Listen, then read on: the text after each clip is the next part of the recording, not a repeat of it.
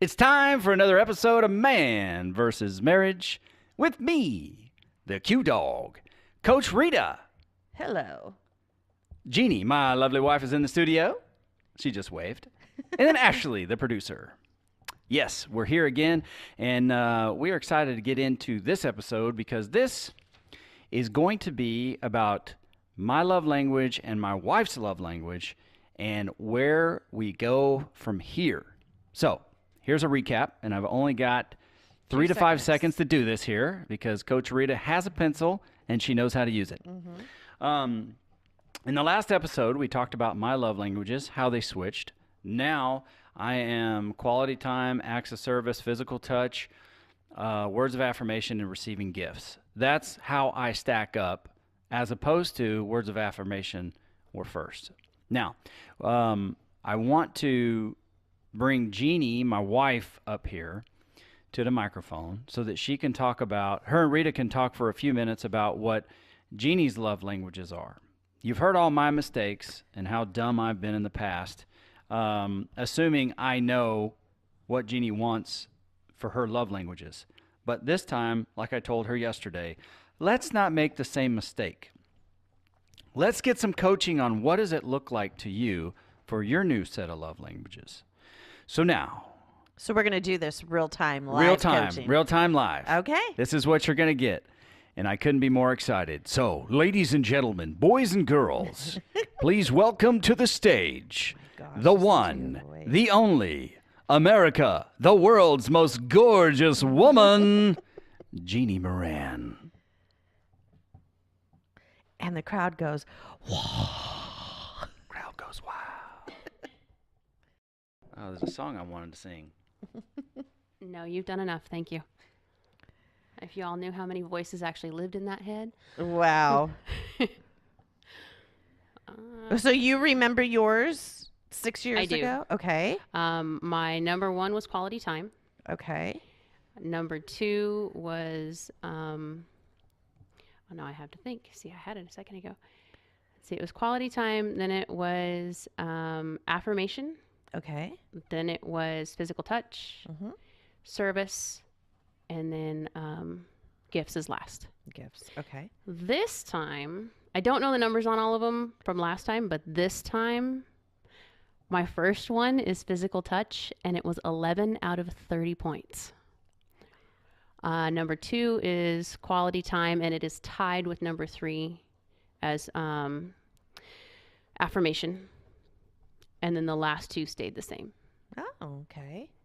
So my top three completely, well, my first two, my top 2 and 3, the first time we did it, were tied also. I remember you and I having a conversation about that. Mm-hmm. But I think he has a point when he was talking about his surgeries and the things that he went through. We lost. Now, my quality time was met because I was taking care of him. Right. So we were always in conversation. We were always talking about things.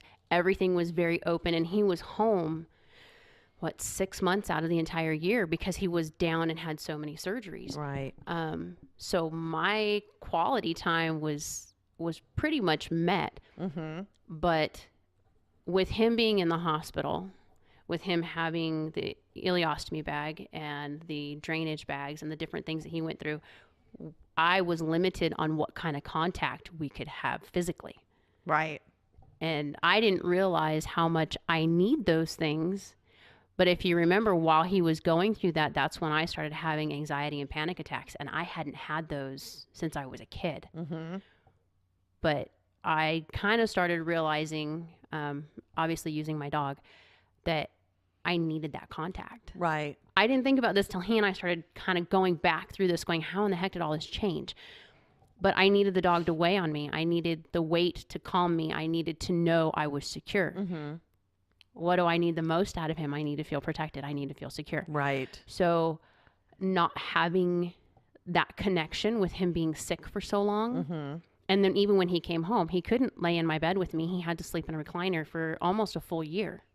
Right. So our normal was completely flipped. I went back through it as we were talking about it. It's like, I slept in your shirts. I wore your jacket every day because it smelled like you. I slept on your pillows. I didn't realize at the time what I was craving. Right. But now that we're going back through it and we're seeing, it's like, okay, well, things have changed. I still need my quality time. I know it's number 2, but it's still something that's extremely important to me. Right. Being that I have the kids and all the other stuff, I need to be 100% center of his focus for some time.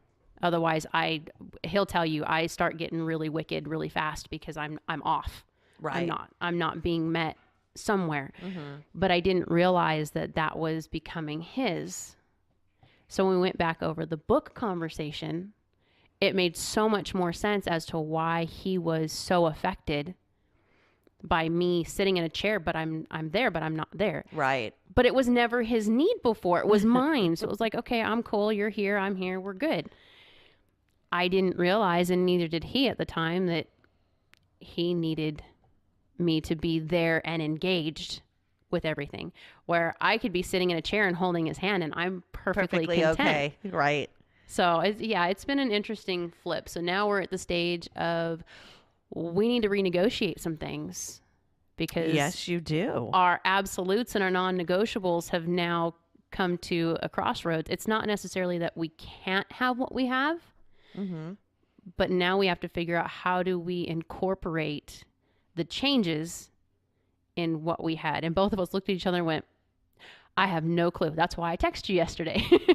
So we don't know where to start with this.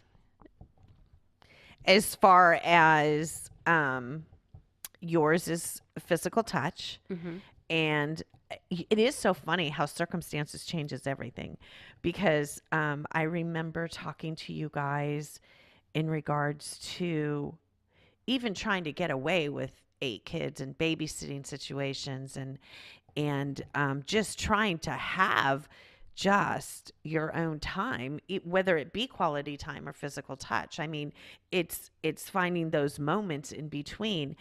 I just want to clarify something, and I think, Jeannie, you can help me with this, because I think when people think of physical touch, their mind ultimately goes to sex.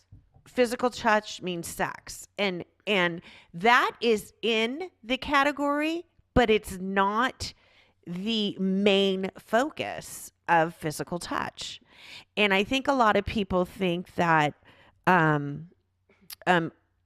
if you have physical touch, then that means all you want is sex, and that is not true. No. So I just want to put that out there for those of you who think that physical touch, that's all that it means. I can give you an example. Yes. When he and I go to bed, our routine is, it doesn't matter if we go to bed together or if he goes to bed first, but when I get in the bed next to him, I need to be held. Until I fall asleep, he'll hold me. Once I'm asleep, he moves. Right. And that's fine. But I need that comfort to know I'm safe enough, I can sleep, and I'm okay. I used to think of it as a weakness, and then I realized I just need to know I'm safe. Right. Everything else that goes on in our house, I have to have that. When he comes home, if he comes into the kitchen, I get the first kiss. He does it. He'll hug the kids. He'll, give them a squeeze, whatever. But I get the first kiss because I need to know I'm primary. Right. When we go someplace and we're in a crowd, he always has his hand on my back or some form of touch to let me know that he's next to me. I don't do well in crowds. I don't like to be center of attention. I don't like to have people watching me. But if he's next to me and I feel like I'm secure, and it's simple, all he has to do is touch my back, touch my shoulder, hold my hand. Even in the car, he reaches over and he's really good at holding my hand when we drive. I just need to know you're there. You know I'm here. You're acknowledging that I'm here. It seems so simple, but I mean, something as simple as somebody rubbing their fingers across your cheek changes your mood so fast. Yep. Because for me, it lets me know he's looking at me, not what's going on around us, not what maybe my attitude was 10 seconds ago, but he's looking at me to let me know, okay, I'm right here. Right. And I got you. It just lets me drop my guard a little bit because, I'm a mom of 8. He can come to the door and I can be pissed off at any given moment. And he just walks into the wrath and it's like, welcome home to the tornado. Right. Which is your wife, not the kids. And it just takes a second for him to touch me in a certain way. And my whole body just relaxes. Okay, he's home. Yep. I'm done. The sex side of it is another aspect, which obviously is a connection we need, but it's not something that I don't crave that near as much as I crave just knowing you've got me. The touch, the Yeah, I think a lot of people do that, myself included, but it's what we're trained on. Mm-hmm. I think is that guys want one thing, so this is what this means. Right. And having girls, it has been an experience to be able, but it's nice to be able to have that ability now that we've learned this stuff to tell them. Right. Yeah, okay, teenage boys, they do have one thing on their mind, but if you can get past that, Right.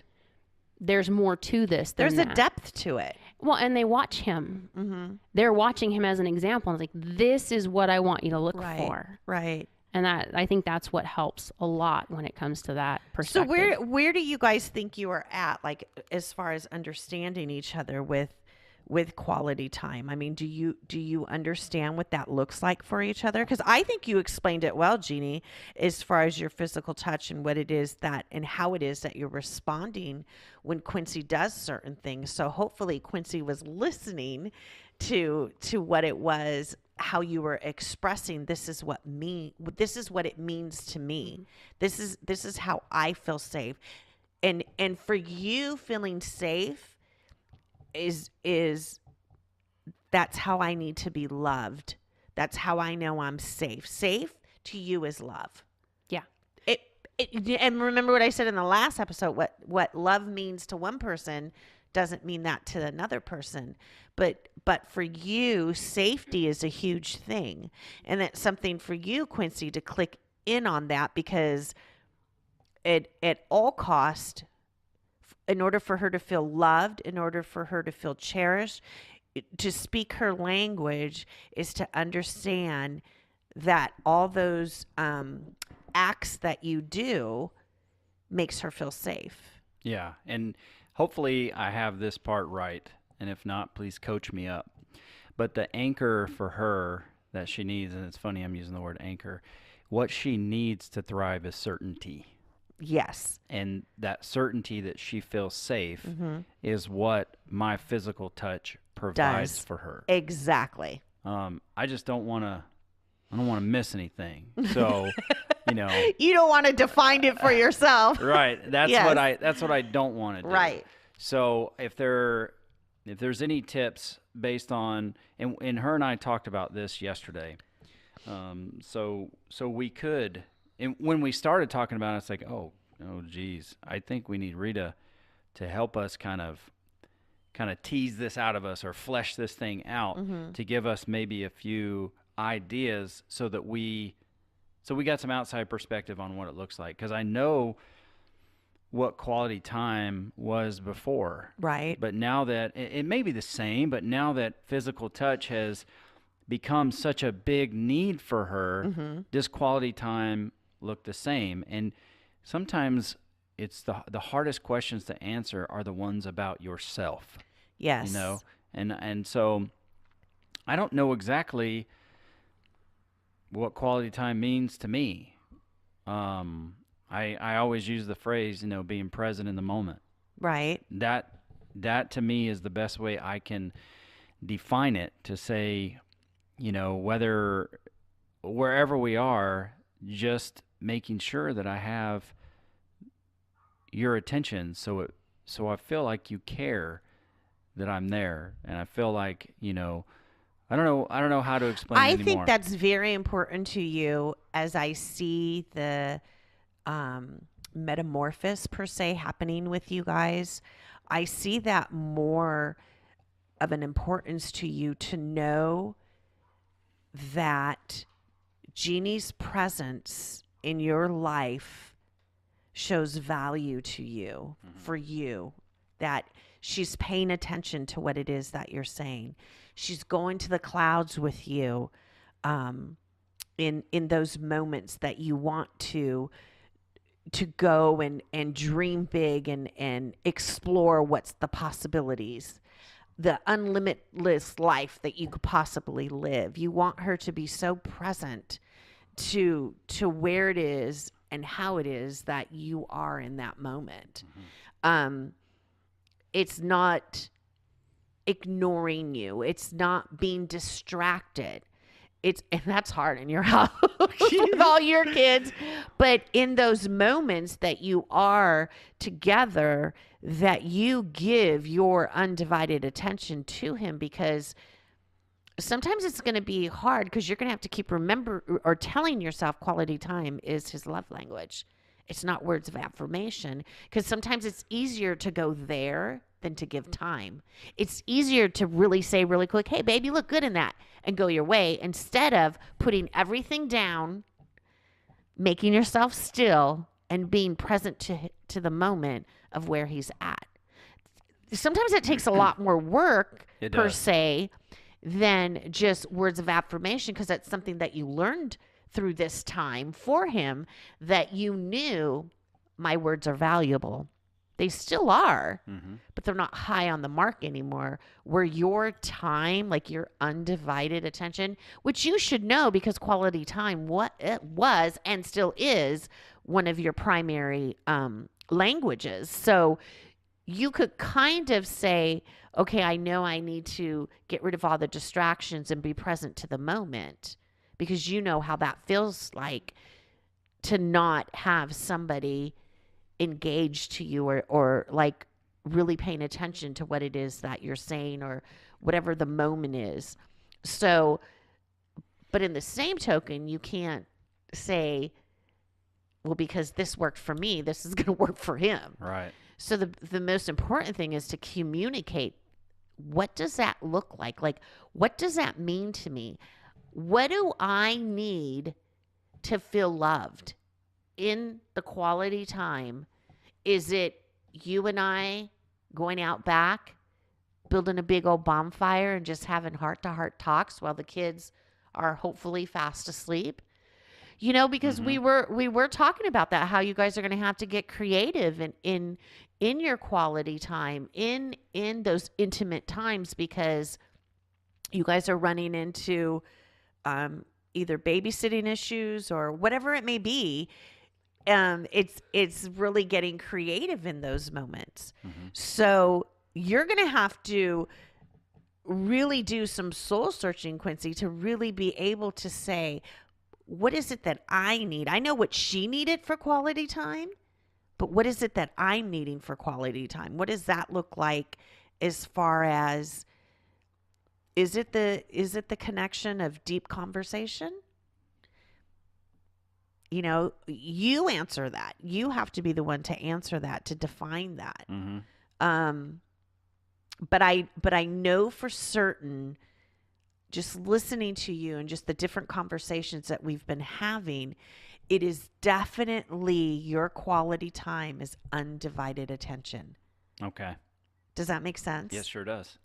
It does. And, you know, one thing I didn't think about in the whole grand scheme of things on the last episode that I'm just thinking about now, is through all those surgeries, we had like 70 grand in water damage in our house. Oh, that's right. I forgot about that. Yeah. So we had to, the 10 of us and the 3 dogs had to go live in a hotel. I remember that. You know, during that time. And we all got a lot closer. And then the way that we had them, the way we had the contractor redo the kitchen was to make an 8-foot granite table. And nearly every night, you know, we were at the table as a family. Right. Having quality time together. And you know, if I could just stop you, I just remember that 6 years ago was a huge thing for you guys. Right. Huge thing. Like that was like an absolute, is that family time. Isn't that funny how you like say these things and then you go back in time? It's like, well, yeah, that's what you guys wanted. Yeah. And the trip is, I'm glad you brought that up. The trip is that the norm before that was for us to sit in front of the TV and eat and watch TV. Right. And then when we changed it and we're like, hey, you guys want to watch a movie? No, we want to sit around the table and eat. In the new house, we don't have that. Oh, that's right. We don't have a table that'll fit us all. Right. We don't have that daily quality time. Everything is divided because we only have a small place, Right. a small living room, and so yeah, I think undivided. I think you're right on the money there with the quality time being undivided attention. So thank you for that. Because I know the wrong answer to quality time for her. Go to the movies. Let's go to the movies. Let's go. We love going to the movies, Right. but that's not quality time. She needed me and myself to be there in the moment. Right. To hold her hand, look into her eyes, let her talk to me about whatever talking needed to be done. Right. And it's funny that I got so good at it maybe that I became it. I don't know. I don't know. Right. But it's interesting. So that is what I wanted out of this episode, is for you to coach us through, and that's very good. That's why you are soon to be a multimillionaire. You are funny. You get the big bucks. So, Jeannie, in remembering that, it's undivided attention. So it's putting the phone down, it's putting the kids away, and I don't mean that in a bad way, but you know what I mean? It's really making a fourth effort of your undivided attention of what he's about to say to you. Might cause a little speed bumps for you, but you can work through it really fast. You'll be able to work through it, because I think sometimes there's a lot of uncertainty because of Quincy's personality, and that's okay, and that's so okay, because when he wants your undivided attention, more than not, he's wanting your support. He's wanting you to listen to his dreams, listen to his crazy ideas, and you're going to be okay in it. You'll be able to maneuver yourself through that. I think it's not an issue for me to give him the quality time. I think the obstacles for us are, dealing with the autism and Yes, the ups and downs that brings. Spending all the nights in Kiki's room, we finally made an adjustment with that, but I'm struggling with it because now the kids are taking some of that burden from me so that I can have time, but I'm struggling with the guilt of it because she's my responsibility. right. So it's getting me used to being okay with giving up a little bit of the control that I have on things in the house so that I can give him what he needs. Quality time my way is to get away from the house. Exactly. I have to get away from the chaos, Right. or I can't be vulnerable in that place. Right. I have to be away from everything around me, no distractions. He doesn't need that. He can, at the drop of a hat, I need to talk to you, and everything just comes out. So it's a little different. It's balancing it. I think a lot of it too, looking back at the hotel, you're right, because certainty was definitely not there. You were in a hospital, and I was arguing with doctors because at one point we didn't know if you were going to make it out. Right. They were talking to me like this is life or death and we can't do surgery. It's like, well, if it's life or death, you're going to do surgery. Mm-hmm. I've got 8 kids and I'm not doing this by myself. Right. But a lot of that. And then as soon as he came out, it's like, hey, look, we need a car. Right. Say what? Now you're jacking with the money. It's just so many different things that came up. Even buying the house, that was just a cluster for me. Mm-hmm. Huge. But we still hadn't settled. He had been out of the hospital. He had been working his job. Everything had come into full swing. But he and I had never taken time to come to the table and air out the grievances or just clear the dust for a minute and go, okay. Where did we land? Well, we did this. I remember doing this with you in the beginning, and I don't know why we didn't do it this time around.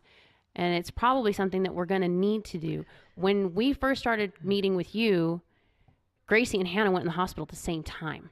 Yes, I remember that. And when you got 2 kids in the hospital, one's in ICU and one's down on the regular floor, and one parent has to work, the other 6 kids are at home, you've got babysitters on rotation, and I'm stationary at UCLA. Mm-hmm.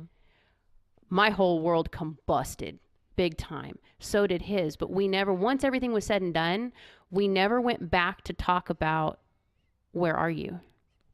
How are you? Yep. Okay, the kids are healthy. The kids are fine. We're back to life. He's back to work. Bills are getting paid. Things are moving. And we went back into just surviving. Right. We were married. We were doing good. We were still meeting with you. We were still doing our homework. Everything was fine. But then as things started coming up more in the sessions, it's like, holy cow, dude, we need to back up a little bit. Mm-hmm. We didn't do that this time. You came out, went right into your job, and 5 months later, here you are. I'm reading books and you're not getting your time, and we're having this disconnect. And now here we are going, okay, oh, yeah. so I guess we need to clear the dust. Right? Right? We never went back to where are we at ground zero. And now that we've done this, it's like, it just opens your eyes to see how it is in life is so fast. Like things happen so fast. And a lot of times we wonder to ourselves, like, how did we get here? It's like, because nobody pressed pause. Yeah. Nobody pressed pause to say, wait a second. Like, we need to backtrack a little bit because life happened so fast and so many circumstances took place. I got my feelings hurt here. yeah. And I'm carrying it into here, or I was disappointed here, and I'm carrying it into the relationship now. Resentment. Instead of pausing and saying, wait a second, I need to heal this part of me right here, or I need to understand this a little bit better because life was happening so fast and I was only doing what I could in the moment. Yeah, exactly. And then we don't stop and just go back. And I'm not saying like live in that moment. That's not what I'm saying. I'm saying let's go back and say, okay, these things affected me and I never dealt with it. Because if you don't go back and deal with it, you're just going to bring it into your today, and you don't want to do that. Well, and being a mom and being so busy, it is very easy for me to slip into my daily. Yes. I can move right into my routine and go, okay, when the kids leave, I can go have my good cry. I'll get it out of my system. By the time he gets home, I'll be fine. I'll be I won't good. have to worry about it. Right. And move on and never go back for a second thought to say, okay, yeah, we need to address this until Right. something comes up and it affects him. Mm-hmm. And then it comes back and it's like, crap. Okay, so can I go deeper? Yes, you have Do permission. I have permission to go deeper? Okay, I just Only want to 'cause no one ask can see you this question. If safety means so much, like, because over and over I keep hearing you say it's all about you being safe. It's all about Quincy making you feel safe. So my question to you is, what is it that happened that makes you always feel on guard of not being safe? The house I lived in. Okay, so the events that took place in childhood are still dictating to you today, because back then those things weren't healed, met, needs gone unmet, being in a very just a difficult situation. Mm-hmm. That by you not releasing and going back and saying, or reminding yourself that your current home and where you're at and what it is that Quincy brings to the table isn't your home when you're a child. This is a whole different circumstance. This is a whole different arena that you live in now, that your house is a safe place because that's what Quincy has created for you. The atmosphere that he brings, that what it is that he's bringing to the table for you, that you can't say that what you lived in back when you were a child is the same of what you're living in today, unless it is. It's not, but the fears are similar. Mm-hmm. And the things that we've dealt with, the things that we've gone through with the kids, almost losing a few of them, the things, almost losing him. Mm-hmm. All of that for me was like tailspin back to what I grew up in. Right. It was real easy back then. People walked away. Mm-hmm. Family walked away because things were too difficult. Friends walked away because things were too difficult. We had triplets. Same thing happened. Family walked away. Friends walked away. We're too many. We're too much. And that's... So it's the same verbiage that you're hearing when you were little. This is too much. We can't handle it. It's what all the people were saying to you. You're hearing those same voices today that having triplets, you're too much. Having kids. But knowing that to him, I'm not too much. The kids are not too much. That when we get into something, even when it's medical with one of the kids, I mean, the recent one with Sophie, both of us went into an automatic, okay, this is what we do. Right. But this time it was different because his first response was to come to me, settle down. This is not Hannah. This is not what we went through before. This is totally different. And make sure that I was safe. And then I could proceed, and I was totally fine doing whatever needed to be done. Whereas before, I never even gave him the option. This is happening. You need to get out of my way, and you need to let me handle it, because I had to know everything was okay. I had to have control of it. Right. Little by little, I'm starting to let him have more control. And I think the safety helps me do that. Being able to know I'm safe lets me be a little more vulnerable and say, okay, you know what, just go do it. I don't know if it's safe or if it's to say that I matter. Yeah, could be. You know what I'm saying? That it's not, I have to feel safe, like protect it, like guard it, like cared for. Exactly. I matter. And how I feel and what I'm going through right now matters to me. And I need to know that you know that and that I feel that. And I think because safe is a good way to say safe. Like that's a safe thing to say instead of saying I'm really vulnerable right now and I need to know that I'm valued in this moment. How I'm feeling, because there's tragedy that is happening around me.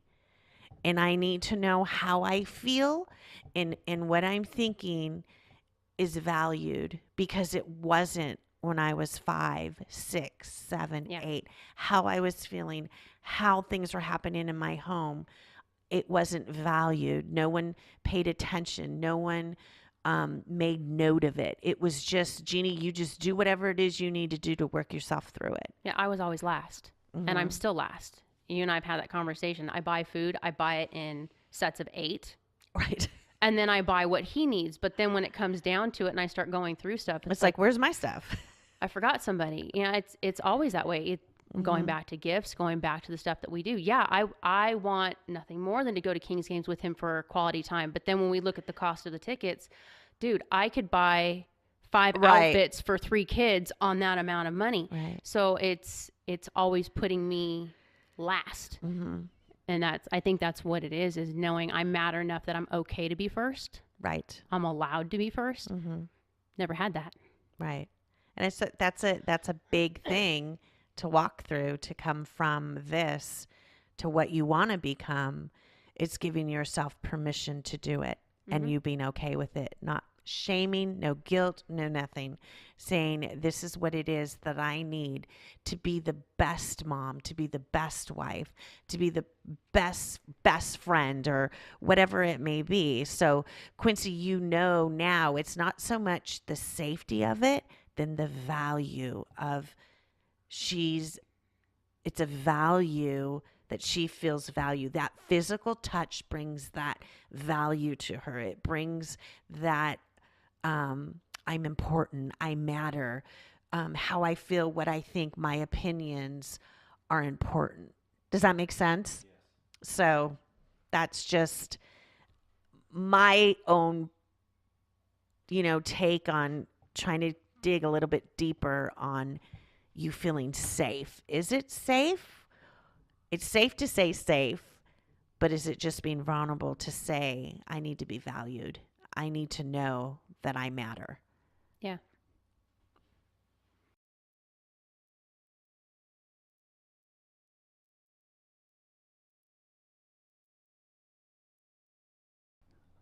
That's good stuff. I hope you all enjoyed that. I think you could all kind of put yourself in that place, in that position. And I just want to thank Jeannie for allowing me to go deeper, allowing me to go, and giving me permission to do that. Because I think just her being vulnerable will help so many people who are listening out there, that, people want to know that they matter. People want to know that they're valued and that they have meaning, and what they feel and what they think means something. Right. Absolutely. And that you said it so well there that there's nothing needed for me to add to that. It was an awesome moment. And like you, I thank you, honey, for putting yourself out there. And thank you, Rita, for taking the challenge in the moment to kind of help us get off on the right foot to redefining this new us after this time, because it's important. We can't keep doing the old things Right. That are outdated. We have to come into the now. Mm-hmm. And that's why I felt like this was important for us to do. Right. And it was risky because you never know. You don't. You don't know what you're going to get on the microphone. Mm-hmm. But it was real. It was completely authentic. Yes. And I thought it was amazing. So great job, team. So maybe you had an aha moment there for yourself, and you'd like to share it with us. Email us, coach@manvsmarriagepodcast.com. That's coach@manvsmarriagepodcast.com. Or connect with us on Facebook, and that is facebook.com/manvsmarriage. Check us out. So until next time, this is your Man vs. Marriage podcast team saying roll tide.